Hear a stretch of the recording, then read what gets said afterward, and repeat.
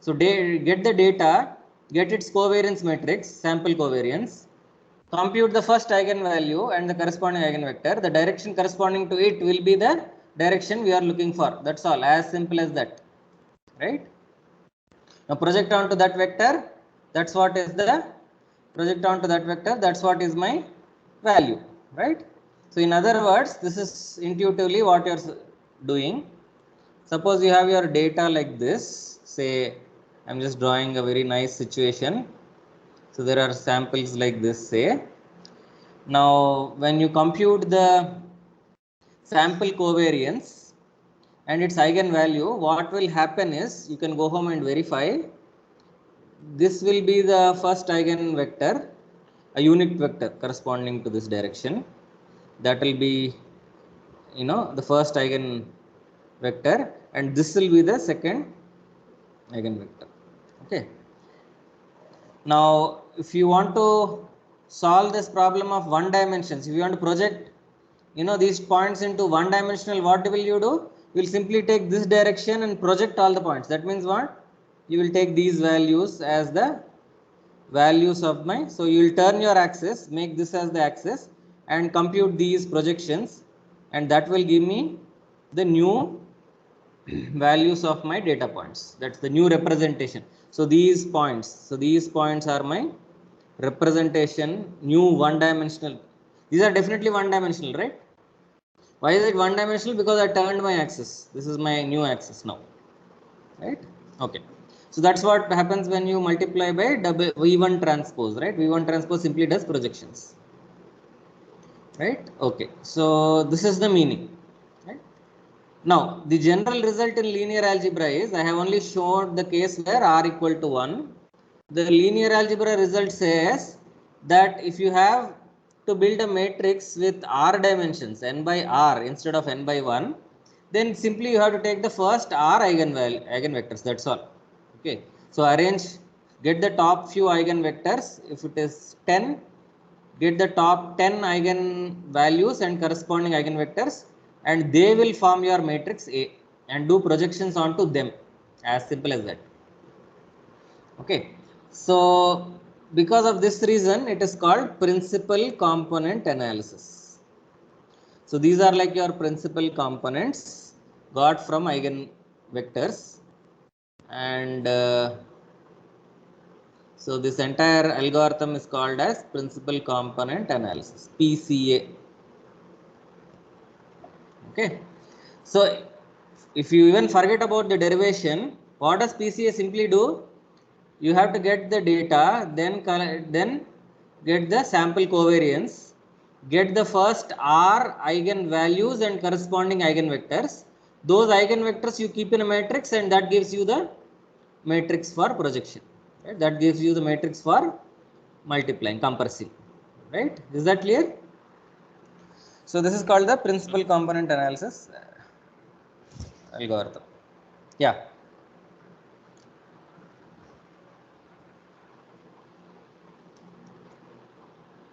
So from now onwards, we'll start calling, instead of orthogonal model, all these names, we'll call this the PCA model. That's the standard default mode. What does it do? You should not forget. It basically minimizes this expectation. It basically minimizes this expectation when the loss is squared loss.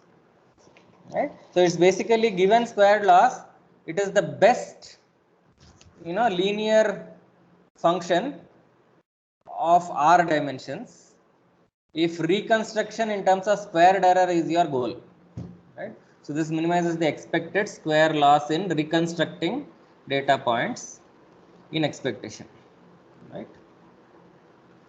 Okay. So any doubts in PCA?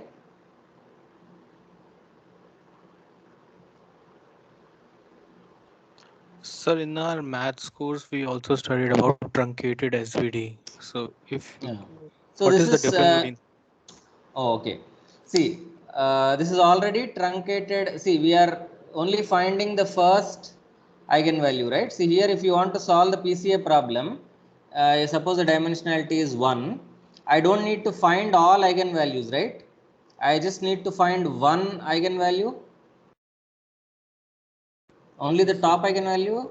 Yeah. So if you stop with finding top one or top few, it is called truncated eigenvalue analysis. Okay, and in terms of the matrix decomposition, this is what will happen. So this is approximated in that case by I equal to 1 to R lambda I vi transpose. What is the difference? Instead of going summing up to all vectors, all eigenvectors, you are only summing the first R eigenvectors. Remember, these are the first R, not any R. That's very important. Okay. So this is called truncated eigenvalue decomposition. Okay. Now, so is truncated eigenvalue decomposition clear to everybody? Then I'll tell you what is truncated singular value decomposition. So is this clear to everybody? Yes, sir. Yes, no? Yes, sir. Yes, sir. Okay. Now, there is a very simple connection between eigenvalues and singular values. Here is the connection. Now, what is the matrix which I am taking eigenvalue of? This is the matrix, right? Now, this is also equal to XX transpose, where X is this vector, right? This matrix, correct? M, right? So, what is the dimensionality of X? N by M. Okay, so I am taking each data point and putting it as columns in X, right? So, everybody agrees that this is same as this is just simple matrix multiplication. Now, here is the following result. Suppose I do XX transpose eigenvalue decomposition. XX transpose is a positive symmetric definite matrix, right? That I already know. What will be its eigenvalues? So suppose its eigenvalues are v's and lambdas. Okay, or basically this is lambdas vi transpose. Then suppose I ask you, what are the eigenvalues of x transpose x? What will be your answer? The answer is given by the following observation. So, if lambda is an eigenvalue with eigenvector as vi for x transpose, what is the meaning? The meaning is that x transpose vi is equal to lambda I vi. Correct? This is the meaning. This is the definition of eigenvalue. Yes, sir. Now suppose I multiply this by x transpose both sides. Then what will happen? If this is true, I can multiply with any matrix and that corresponding also will be an equality, right? So if I multiply by x transpose, what will I get? I'll get this.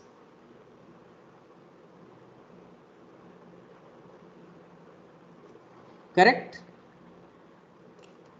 Yes or no? What did I do? I just multiplied with x transpose both sides. That's all. I am saying this implies this. I am not saying if and only if. Yes, no? Yes, sir. Yes, sir. Okay. Now, if I call this as Wi, then isn't this same as saying XX transpose Wi is equal to lambda I Wi? Yes? Yes. So what is this saying? This is saying that for X transpose X, lambda I is eigenvalue. What did I say previously? XX transpose lambda I is eigenvalue. So what does this show? This shows that all non-zero eigenvalues, okay, even with zero eigenvalue is the same, but anyway, for all non-zero eigenvalues, this is same, right? Whatever non-zero eigenvalues are there for XX transpose, the same non-zero eigenvalues X transpose X will also have. Of course, the number of zero eigenvalues could be different, right? So this is exactly the relation between the eigenvalues on X transpose X and XX transpose. Okay. So let me call XX transpose eigenvalue decomposition as U lambda U transpose. Why will this be lambda again? I just now told you, right, that this will be lambda. But this lambda and this lambda are not the same matrices. Only the non-zero eigenvalues are same. The zero eigenvalues maybe are different. So this could be a 10 by 10 matrix. This could be a 7 by 7 matrix. Right? So what am I saying? These are not equal. I'm saying equal by equal. What I mean? The non-zero entries are same. The zero entries are anyway, they could be different.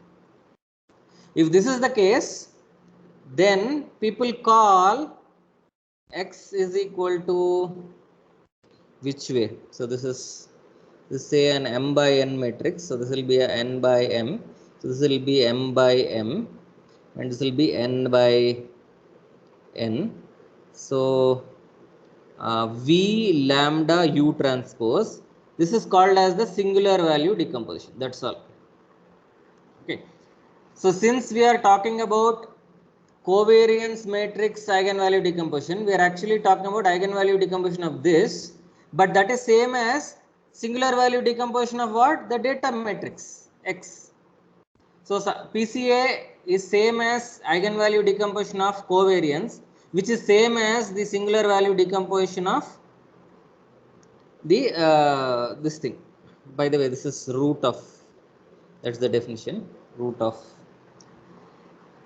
okay, which is the same as the singular value decomposition of X, because that's how you get the eigenvalues and singular values and singular vectors of, so these are called as singular values. And these are the corresponding components of singular value decomposition. So this is called singular value decomposition. So it's just a terminology. You can, if you don't want, for us we don't need it much. You can either say in PCA there is SVD of the data matrix, that's why this is there, or you can say it is the eigenvalue decomposition of the covariance matrix. Both are same, it does not matter. Okay. So any other points? Thanks for reminding me this. This is an important clarification. So any other points, please? Any other doubts, questions? Okay. So please go home and think how to kernelize PCA. So based on this discussion, actually you can show this discussion which I just did. Based on this discussion, actually you can show that PCA can be kernelized. Okay. So please go home and think about that. By next week, you should tell me how PCA can be kernelized. Okay. Okay. So with this, we'll stop. We'll meet in the next lecture series. Thanks.